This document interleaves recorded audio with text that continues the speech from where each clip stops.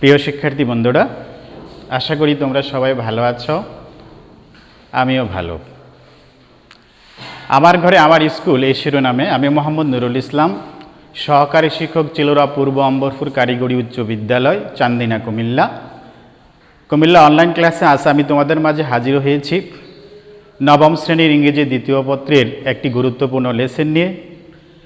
তোমরা যারা online class এর সামনে বসে আছো তারা খাতা কলম নিয়ে বসো, যাতে আমার আলোচনার গুরুত্বপূর্ণ অংশটুকু লিখে তোমরা বাড়িতে চর্চা করতে পারো। প্রিয় শিক্ষার্থী বন্ধুরা, গত ক্লাসে আমরা আলোচনা করেছিলাম বয়েস নিয়ে। আমাদের ইংলিশ সেকেন্ড পেপারের কোশ্চেন নং 6-এর অংশ বিশেষ ভয়েস চেঞ্জ নিয়ে আমি গত ক্লাসে ভয়েস চেঞ্জের উপরে কথা বলেছি এবং আজ আমি তারপর থেকে আলোচনা শুরু করব। প্রিয় শিক্ষার্থী বন্ধুরা, গত ক্লাসে আমি আলোচনার একটু পুনরাবৃত্তি করছি এবং তোমাদেরকে মনে করিয়ে দিয়েছি যে আমার আলোচনা শুরু থেকে কতটুকু শেষ করেছিলাম সেই বিষয় নিয়ে আমি আজকে আলোচনা করব। গত ক্লাসে আমি আলোচনা করেছিলাম আমাদের ভয়েস কি, ভয়েস কাকে বলে, ভয়েস কত প্রকার ও কী কী, অ্যাক্টিভ ভয়েস কাকে বলে, প্যাসিভ ভয়েস কাকে বলে, এবং সেই নিয়ে আমার গত ক্লাসের আলোচনা শেষ করেছি। আজকে আমি তারপর থেকে আমার সেই আলোচনা শুরু করব। প্রিয় শিক্ষার্থী বন্ধুরা, তোমরা দেখতে পাচ্ছ যে আজ আমি তোমাদের সাথে আলোচনা করব যে আমাদের অ্যাক্টিভ ভয়েসকে প্যাসিভ ভয়েস করার নিয়ম। সেই আলোকে আজকের যে আমার আলোচনা, তোমরা বোর্ডে খেয়াল করে দেখো যে অ্যাক্টিভ ভয়েসকে প্যাসিভ ভয়েস করতে হলে আমাদেরকে কিছু নিয়ম অনুসরণ করতে হবে। আর সেই কী নিয়মগুলো অনুসরণ করতে হবে সেগুলি আজকে আমি তোমাদেরকে দেখাবো। আমার অ্যাক্টিভ ভয়েস থেকে প্যাসিভ ভয়েসে রূপান্তর করতে হলে প্রথমে যেটা আমাদের করতে হবে সেটা হচ্ছে আমাদের অ্যাক্টিভ ভয়েস এর অবজেক্টকে সাবজেক্ট করতে হবে। টেন্স এবং পার্সন অনুসারে অক্সিলারি ভার্ব বসাতে হবে এবং মূল ভার্বের ফার্স্ট পার্টিসিপল ফ্রম এবং অতিরিক্ত অংশ যদি থাকে তারপরে প্রিপোজিশন বাই, সর্বশেষ আমাদের অ্যাক্টিভ ভয়েসের সাবজেক্ট অবজেক্ট হিসাবে ব্যবহৃত হবে। প্রিয় শিক্ষার্থী বন্ধুরা, তোমরা নিচের একটি উদাহরণ লক্ষ্য করো। I saw the boy going over the hill. প্রিয় শিক্ষার্থী বন্ধুরা, এই বাক্যের ভিতরে আমি দেখতে পাচ্ছি যে আই হচ্ছে সাবজেক্ট, স এখানে এটা ভার্ব, আর এখানে দ্য বয় হচ্ছে অবজেক্ট এবং গোয়িং ওভার দ্য হিল হচ্ছে অতিরিক্ত অংশ।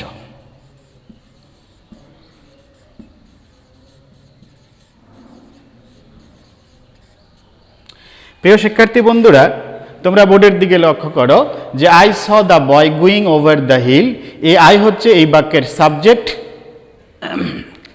স হচ্ছে ভার্ব এবং দ্য বয় হচ্ছে অবজেক্ট, আর গোয়িং ওভার দ্য হিল হচ্ছে অতিরিক্ত অংশ।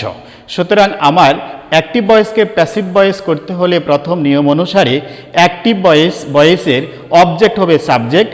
এই বাক্যের মধ্যে আমি দেখতে পাচ্ছি দ্য বয় হচ্ছে অবজেক্ট। সুতরাং আমাকে প্যাসিভ ভয়েসে রূপান্তর করতে হলে প্রথমে অ্যাক্টিভ ভয়েসের অবজেক্ট হয়ে যাবে সাবজেক্ট, তারপরে আমাদের টেন্স অনুসারে অক্সিলারি ভার্ব আসবে। যেমন আমরা এখানে দেখতেই পাচ্ছি আই স এখানে ভার্বের ফার্স্ট ফর্ম অর্থাৎ ভার্ব টু। সুতরাং সেই অনুসারে আমার অক্সিলারি ভার্ব ফার্স্ট টেন্সের যে অক্সিলারি ভার্বগুলো আসবে, ফার্স্ট ইনডিফিনিট টেন্সের বা ফার্স্ট ফর্মে যে অক্সিলারি ভার্বগুলো আসবে সেই অনুসারে আমাকে ফার্স্ট অক্সিলারি ভার্বগুলো বসাতে হবে। তারপরে মূল ভার্বের ফার্স্ট পার্টিসিপল ফ্রম। প্রিয় শিক্ষার্থী বন্ধুরা, আমরা ভয়েসের যখন আমরা ভার্বের রূপগুলো যখন পড়ি, ভার্বের রূপ জানো তোমরা তিনটি রূপ আছে এবং সেখানে ভার্বের প্রেজেন্ট ফর্ম, ফার্স্ট ফর্ম এবং ফার্স্ট পার্টিসিপল। যেমন আমরা এখানে যে ভার্বটা পেয়েছি সেটা হচ্ছে স, আর এই স হচ্ছে ভার্ব নং 2 অর্থাৎ ভার্বের ফার্স্ট ফর্ম। এটার প্রেজেন্ট ফর্ম ছিল ভার্ব 1-এ ছিল সি স, ভার্বের ফার্স্ট পার্টিসিপল হবে সিন। তেমনি যেমন আমরা অনুরূপভাবে যদি অন্য ভার্বগুলো সেগুলো করি, যেমন do, did, done, eat, ate, eaten, come, came, come ইত্যাদি, এইভাবেই আমরা ভার্বের রূপগুলো আমরা জানি অথবা চিনি অথবা আমরা চর্চা করে আসছি। সে আলোকে আমার এখানে যে মূল ভার্বের এখানে এই যে মূল ভার্বের ফার্স্ট পার্টিসিপল, এখানে বাক্যের যে আই স দ্য বয়, এই বাক্যের যে মূল ভার্বের ফার্স্ট পার্টিসিপল হবে, তারপরে অতিরিক্ত অংশ, যদি অ্যাক্টিভ ভয়েসের বাক্যের ভিতরে যদি কোনো অতিরিক্ত অংশ থাকে তাহলে সেটা বসবে। তারপরে প্রিপোজিশন বাই, তারপরে অর্থাৎ অতিরিক্ত অংশ, এখানে যে ফার্স্ট পার্টিসিপলের পরে বাক্যের মধ্যে যদি অতিরিক্ত অংশ থাকে তা বসবে, তারপরে প্রিপোজিশন বাই বসবে, তারপরে অ্যাক্টিভ ভয়েসের সাবজেক্ট হবে অবজেক্ট, অর্থাৎ এই বাক্যটার মধ্যে আই স দ্য বয়, প্রথম সাবজেক্ট হচ্ছে আই, সুতরাং তার অবজেক্ট হিসাবে বসবে। সুতরাং আমরা এখন নিয়ম অনুসারে যদি আমরা করি তাহলে আমাদের অ্যাক্টিভ ভয়েসের অবজেক্ট হবে সাবজেক্ট, অবজেক্টটা ছিল এখানে দ্য বয়, সুতরাং এখানে হবে দ্য বয়। আমরা লিখলাম যে অ্যাক্টিভ ভয়েসের অবজেক্ট হয়ে গেছে সাবজেক্ট। এরপরে আমার বলা হচ্ছে টেন্স অথবা পার্সন অনুসারে অক্সিলারি ভার্ব। আমরা টেন্স অথবা পার্সন অনুসারে অক্সিলারি ভার্ব দেখতে পাচ্ছি ভার্ব, আর এখানে ছ আছে, সুতরাং ছয়ের অক্সিলারি ভার্ব হবে ওয়াজ অথবা ওয়ার। সেই অনুসারে দ্য বয়ের সাথে আমরা বসাবো ওয়াজ, এখানে দ্য বয় ওয়াজ। তারপরে আছে মূল ভার্বের ফার্স্ট পার্টিসিপল, তো ফার্স্ট পার্টিসিপল হচ্ছে এখানে স, সেটা প্রেজেন্ট ফর্মে ছিল সি এবং ফার্স্ট ফর্মে স, এবং ফার্স্ট পার্টিসিপলে হবে সিন,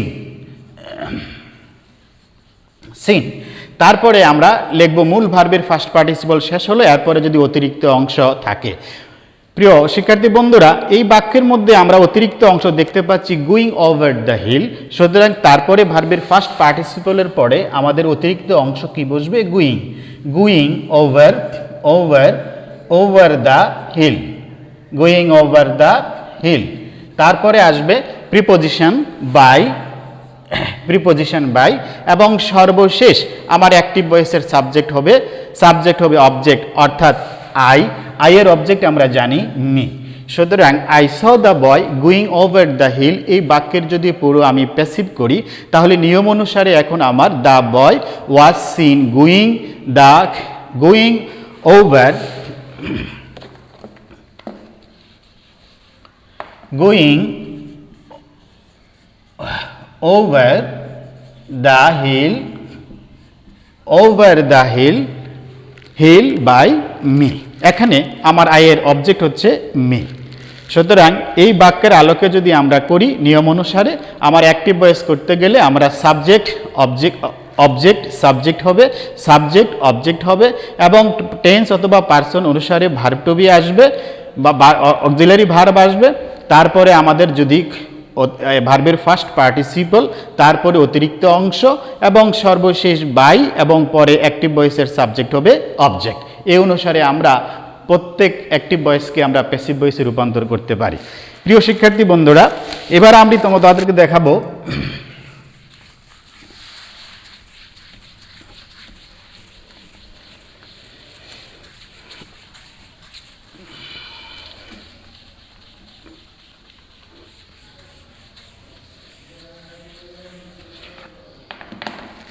প্রিয় শিক্ষার্থী বন্ধুরা, এবার আমি তোমাদেরকে দেখাবো যে আমাদের বিভিন্ন সাবজেক্টের অবজেক্ট কীভাবে আসে।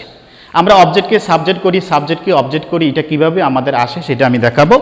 আমাদের এখানে সাবজেক্ট, টেন্সের সাবজেক্ট এগুলো আসবে। পার্সনের আই যদি থাকে তাহলে মি হবে, তোমরা জানো। তারপরে হি থাকিলে হিম হবে, শি থাকলে হার হবে, দে থাকলে দ্যাম হবে, উই থাকলে আজ হবে, ইউ থাকলে ইউ হবে, নেম থাকলে নেম হবে। প্রিয় শিক্ষার্থী বন্ধুরা, অ্যাক্টিভ ভয়েসের সাবজেক্ট অবজেক্ট নিম্নরূপভাবে আমরা ব্যবহার করব। অর্থাৎ যদি সাবজেক্ট যদি আই থাকে তাহলে সেটার অবজেক্ট মি হবে, হি থাকলে হিম হবে, শি থাকলে হার হবে, দে থাকলে দ্যাম হবে, উই থাকলে আজ হবে, ইউ থাকলে ইউ হবে, নেম থাকলে নেম হবে, অর্থাৎ নাম থাকলে নাম হবে। আবার অনুরূপভাবে যখন আমাদের অবজেক্ট পাবো, মি যদি থাকে তাহলে তার সাবজেক্ট আই হবে, হিম থাকলে হি হবে, হার থাকলে শি হবে, দ্যাম থাকলে দে হবে, আজ থাকলে উই হবে, ইউ থাকলে ইউ হবে, নেম নেম থাকলে নেম হবে। এইভাবে আমরা সাবজেক্টকে অবজেক্ট এবং অবজেক্টকে সাবজেক্ট নির্ণয় করব বা আমরা চর্চা করব। প্রিয় শিক্ষার্থী বন্ধুরা, এবার টেন্স আকারে আমাদের যে আমরা বলেছি যে অক্সিলারি ভার্ব, টেন্স বা পার্সন অনুসারে যে অক্সিলারি ভার্ব আসবে সেগুলো আমি দেখাবো। তোমরা জানো যে টেন্সের প্রেজেন্ট ইনডিফিনিট টেন্স, আমরা জানি present indefinite tense, present continuous, present perfect continuous. Tense অনুসারে যে অক্সিলারি ভার্ব আসবে সেটা আমি তোমাদেরকে এখন দেখাবো। বাক্য present indefinite tense, present indefinite যদি হয়, প্রেজেন্ট ইনডিফিনিট টেন্সের ভার্ব টু বি আসবে এম, পার্সন অনুসারে এম, ইজ, আর আসবে। প্রেজেন্ট ফার্স্ট, দেখো ফার্স্ট ইনডিফিনিটের আসবে ওয়াজ, ওয়ার। ফিউচার ইনডিফিনিট আসবে shall be, will B.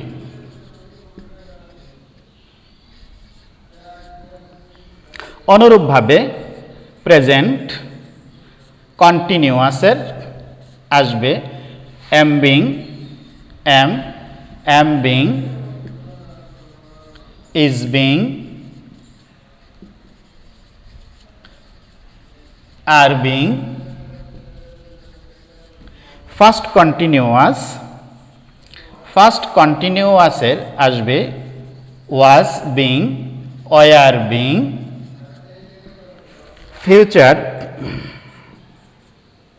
Future কন্টিনিউয়াসের shall be being,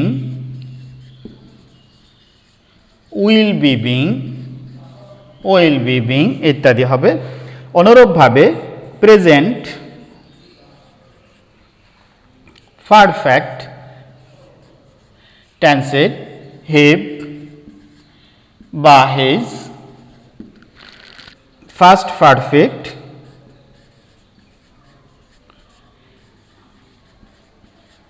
have been বা হ্যাজ বিন। ফিউচার পারফেক্ট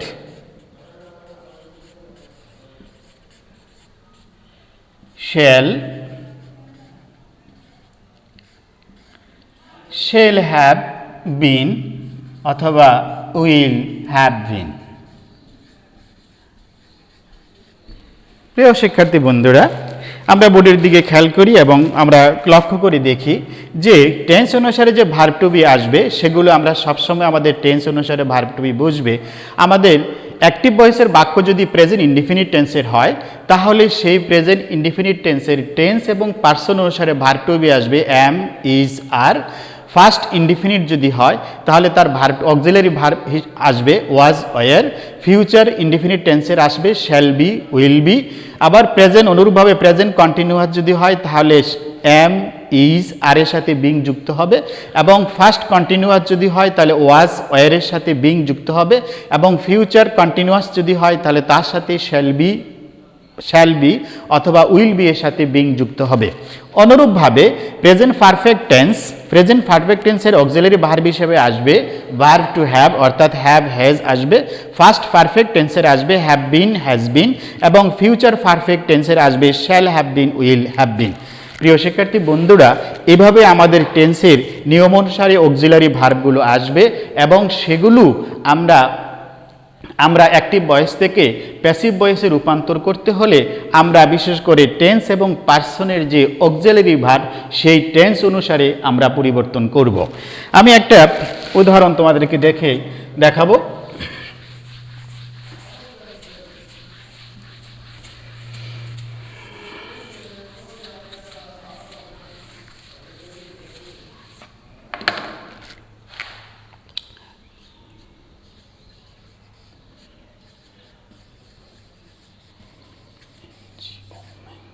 প্রিয় শিক্ষার্থী বন্ধুরা, আই ইট এ ম্যাঙ্গো এই বাক্য অ্যাক্টিভ ভয়েসের বাক্য।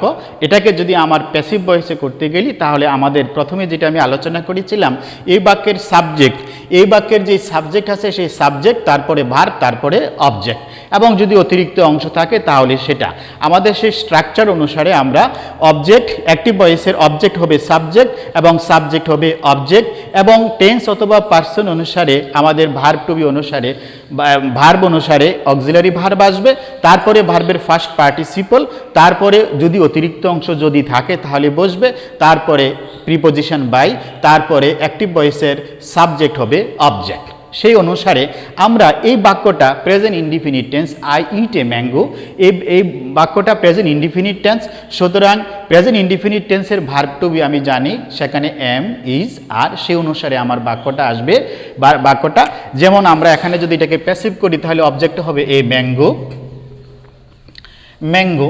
প্রেজেন্ট ইনডিফিনিট টেন্সের বাক্যটা এখানে ইট পেয়েছি প্রেজেন্ট ফর্ম, সুতরাং এম ইজ আর এই ম্যাঙ্গোর সাথে আমার ভার্ব টু বি আসবে ইজ, তারপরে এই ম্যাঙ্গো ইজ, তারপরে ভার্বের first participle it at, eaten, it at, eaten, এরপরে প্রিপোজিশন বাই, তারপরে আমার সাবজেক্টের অবজেক্ট হবে কি তা মি। সুতরাং এই অনুসারে আমরা দেখতে পাচ্ছি যে এই বাক্যের ভিতরে আমাদের নিয়ম অনুসারে সাবজেক্ট আমরা অবজেক্টকে সাবজেক্ট করেছি এবং টেন্স অনুসারে ভার্ব টু বি এনেছি, তারপরে ভার্বের ফার্স্ট পার্টিসিপল, যেহেতু এখানে কোনো অতিরিক্ত অংশ নাই, যদি থাকতো তাহলে ভার্বের ফার্স্ট পার্টিসিপলের পরে সেটা বসতো, তারপরে বাই, তারপরে সাবজেক্টের আমাদের অবজেক্ট বসেছে। আমরা জানি যে আই এর অবজেক্ট হচ্ছে মি, সেই অনুসারে আমরা অ্যাক্টিভ ভয়েসকে আই ইট এ ম্যাঙ্গো, এই বাক্যটার অ্যাক্টিভ ভয়েসকে যদি আমি করি তাহলে প্যাসিভ ভয়েস হয়েছে a mango is eaten by me. Okay, অনুরূপভাবে যদি আমরা ইউ আর